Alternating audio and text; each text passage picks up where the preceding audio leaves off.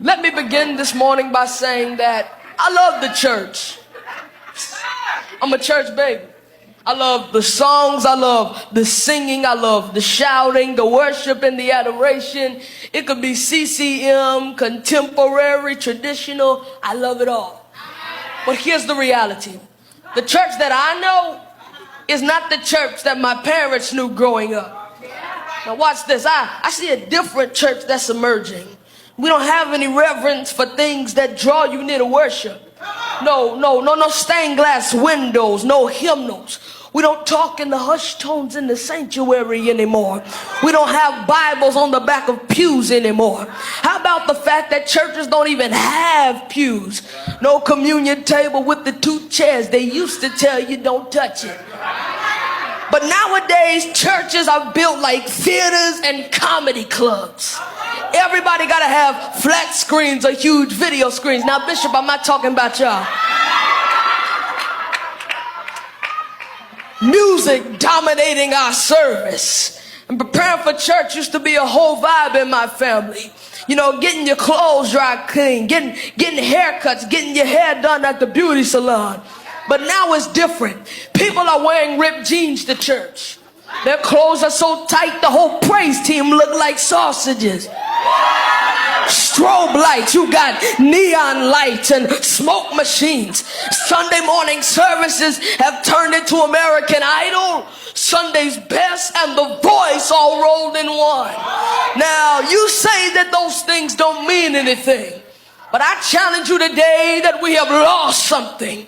And with every technological gain and every attraction, we have lost a little more reverence for God's church. Can I preach to you in here? Now listen, there is a difference between a thermometer and a thermostat. Fashions of the world, secular replacing the sacred. We dance in here like they do out there.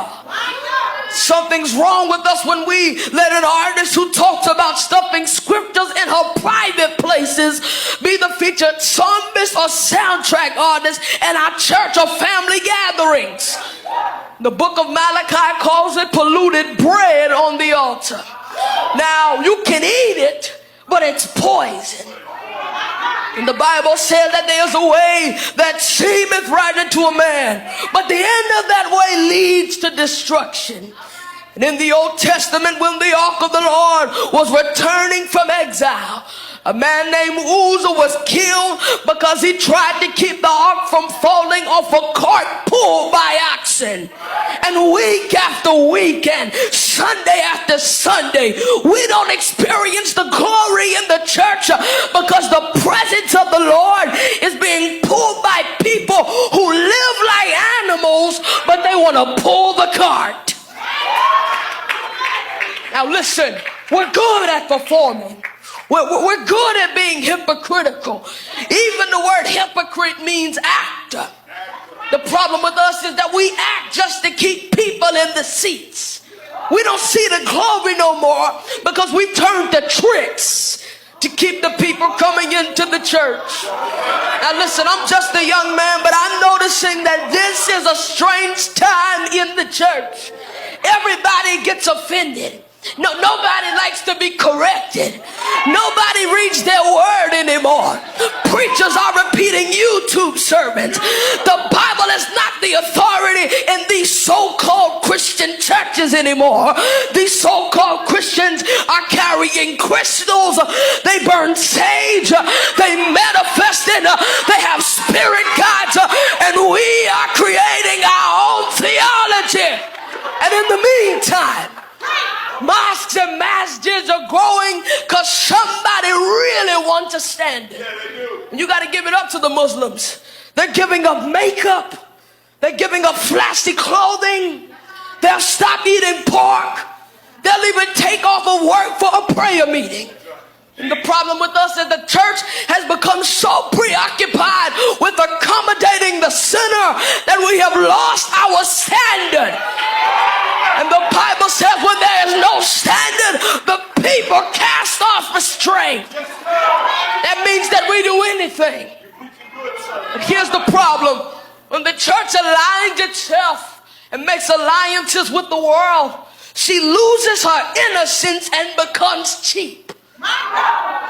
The church is losing the power of God. She does not have any powers from within to help the people live right. And the Christian church loses its power when we depart from God and we start relying on the worldly ideas. But we've got to remember that Jesus is the high priest, and only a virgin and pure church can become his bride. James 4 verse 4 says, do you not know that friendship with the world is enmity with God? So whoever therefore wants to be a friend of the world makes himself an enemy of God. Now make no mistake about it. The church don't belong to us. The church is Jesus' bride. She is the wife of Christ. And when we admire a man and when we respect him or appreciate him and reverence him, we are careful on what we say about his wife. Listen, I was talking to my father the other day and he said, son, there are 4 things that you don't mess with when it comes to a man. A man's mother, that's the first one. A man's money, second.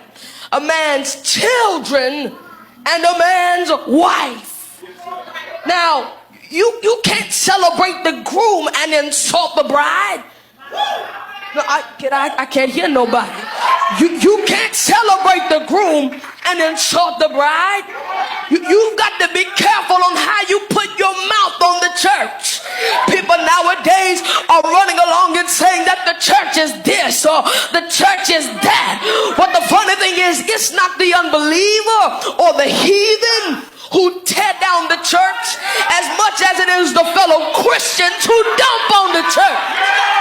I can't hear you in here. We drag the church, always talking about what the church ain't doing or what the church don't do right or what the church gets wrong or the problem with the church is, and then we act like we know what's best for the church. We get careless with our words and start thinking that we know how to fix the church. Now, we claim to honor Jesus, but we tag a whole lot of negativity to his bride. And it don't help when unfaithful leaders disappoint us. Now, let's be honest. Some ministries hurt us, but God is saying that the church is still mine. He said that the church is his bride. God is in the church. He didn't skip the church house for the White House, but he said, upon this rock I will build my church. And the devil is trying to sabotage the bride, trying to keep us from our appointed hour when the bride and the groom meet up in the sky. And 1 Thessalonians says, so shall we ever be with the Lord. Look at the way that he designed a man to desire a woman. The bride ought to be completely in love with her groom. She lives for her groom. She desires only her groom. He has all of her heart and attention. She waits for him.